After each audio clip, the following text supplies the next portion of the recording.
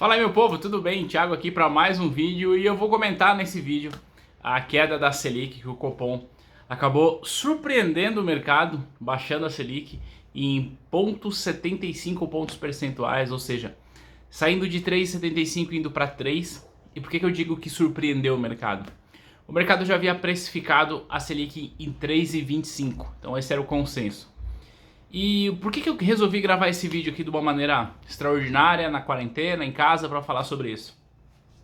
Porque o fato é que essa redução da Selic, no meu ponto de vista, não vai ter um impacto significativo na economia, não. Porque tudo que era necessário fazer para que a gente pudesse ter mais liquidez no mercado, o Banco Central já fez através das medidas que, inclusive, eu já discuti aqui numa playlist do canal do YouTube. Então, na minha percepção, não vai ter um impacto muito grande, o que pode, inclusive, neste caso, só deixar um pouco mais barato o custo do capital, e eu não sei se isso representa necessariamente uma diminuição do spread bancário, já que, segundo o balanço do próprio Bradesco que saiu essa semana, o índice de inadimplência já vem subindo bastante, então eu não acho que isso vai ter um efeito prático de liquidez, isso vai ser um efeito prático na economia. Esse é o primeiro ponto. Segundo ponto é que aí, sempre que o Copom reduz a taxa Selic, eu recebo perguntas do tipo: agora que a taxa Selic caiu, o que eu faço com a minha reserva de emergência? E eu quero responder isso aqui.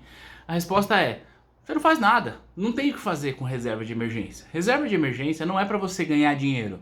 Reserva de emergência, como o próprio nome sugere, é reserva de emergência.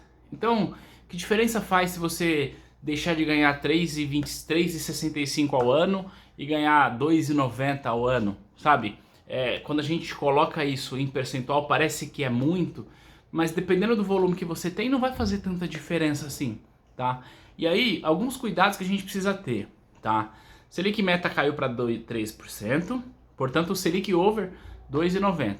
Então, se tu colocar tua grana no Tesouro Selic, por exemplo, você vai ganhar 2,90% ao ano.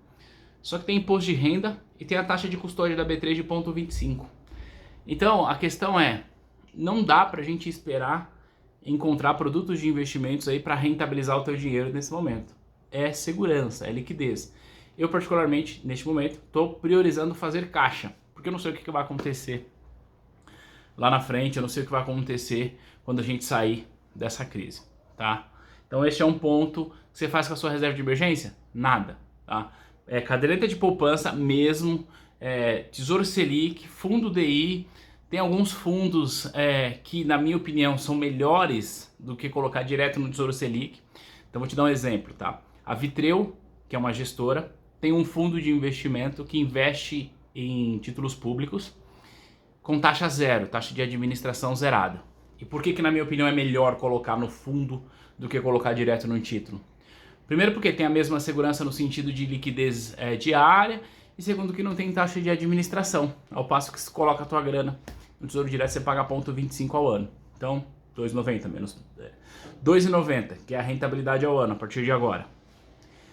Você tira 0,25 do total da sua carteira, então o resultado vai ser menor. Então, qualquer percentual que você puder não pagar é melhor, tá? Então, basicamente é isso. O que eu quero dizer é: reserva de emergência não é para ganhar dinheiro. Reserva de emergência é para fazer reserva, para fazer caixa, beleza? Dito isto, quais são as consequências da queda da Selic? Então é sobre isso que eu quero falar. Olha só, com a redução da Selic de 3,75 para 3, o que acontece é que o nosso diferencial dólar-DI, ele caiu. Então a analogia que eu sempre faço é a seguinte: imagina que tu tem, sei lá, 100 milhões de dólares e quer investir em um país que não seja o seu e você não mora no Brasil, tá? Você mora na Europa. Aí você abre lá o mapa mundi e começa a olhar um monte de país e fala: já sei, eu posso pegar esses 100 milhões de dólares e colocar aqui no mercado norte-americano, comprar bonde do Tesouro Norte-Americano, ganhar aí 0,25, dependendo do prazo, pegar um pouquinho mais, mas ganhar 0,25 ao ano, tá? Uma taxa bem baixa, que é o que o Tesouro tá pagando lá. Tá, mas puxa, eu não quero deixar minha grana nesse país aí. Já tenho bastante dinheiro, eu quero colocar em um país emergente. Então vou abrir aqui o meu mapa e olhar os países emergentes aí mundo afora. Então eu vou olhar para o Brasil, vou olhar para a Argentina, vou olhar para a Turquia, vou olhar para outros países que que tem uma situação financeira, vou olhar para o Chile. Será que vale a pena colocar 100 milhões de dólares lá no Brasilzão para ganhar agora 2,90, né, que é a Selic Over? Não sei.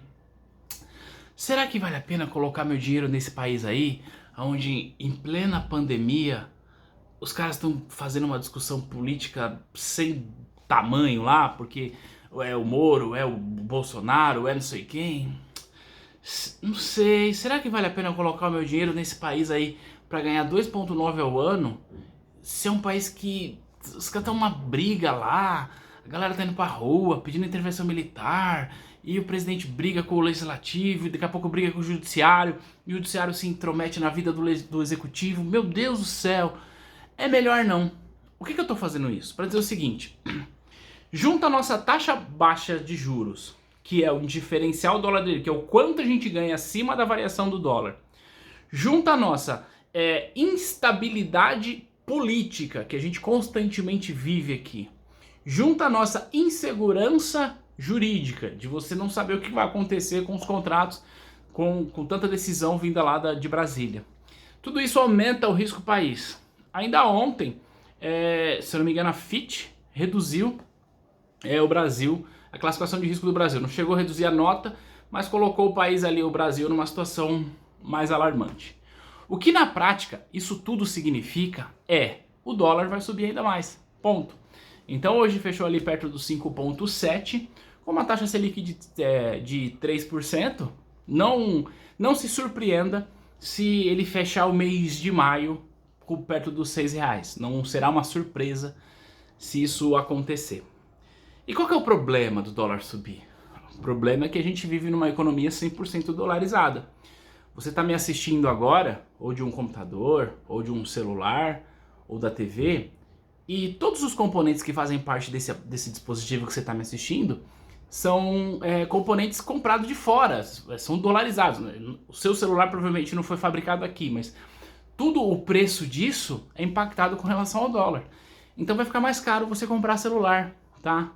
Mas não é só isso. Quando você for amanhã à padaria comprar o pão para tomar o café da manhã, você vai perceber que o pãozinho lá, a gente não produz trigo suficiente. E o aumento do dólar aumenta o preço do trigo, que aumenta o preço do pão. Então todo mundo será afetado com relação a isso. Eu já vinha falado em outros vídeos que, na minha opinião, não cabe mais redução de taxa Selic. Não caberia mais essa redução. Mas eu também havia dito que, apesar da minha opinião, eu sempre achei que a Selic fosse cair mais, tá? Porque eu não tô lá no Copom decidindo. Mas o fato é que no curto prazo, o que a gente vai sentir é um aumento de elevação de dólar, do preço do dólar, tá? E no médio e longo prazo, o que a gente vai sentir é uma inflação muito grande. A gente não deve ter inflação no curto prazo, já gravei aqui um vídeo falando sobre isso, porque a gente está numa crise de demanda, mas o fato é que do médio e longo prazo a gente não vai ter como escapar da inflação, tá bom? Então é isso que eu quis trazer nesse vídeo. Copom baixou a Selic para 3%, uma coisa surreal. Resumindo tudo que eu falei, não precisa mexer na sua reserva de emergência, deixa onde ela está. Segundo, não vai ter essa redução de taxa de juros, não vai ter um impacto significativo na nossa economia, porque o Banco Central já fez muito estímulo, tá? E terceiro, o que pode acontecer e que provavelmente vai acontecer, a elevação do preço do dólar em relação ao real já no curto prazo. E quarto, no médio prazo, a gente tende a começar a olhar para o IPCA subindo de novo, como a gente já viveu aí em momentos do passado. Se você gostou desse vídeo, se inscreve no canal, deixa um joinha e a gente se vê no próximo. Tchau!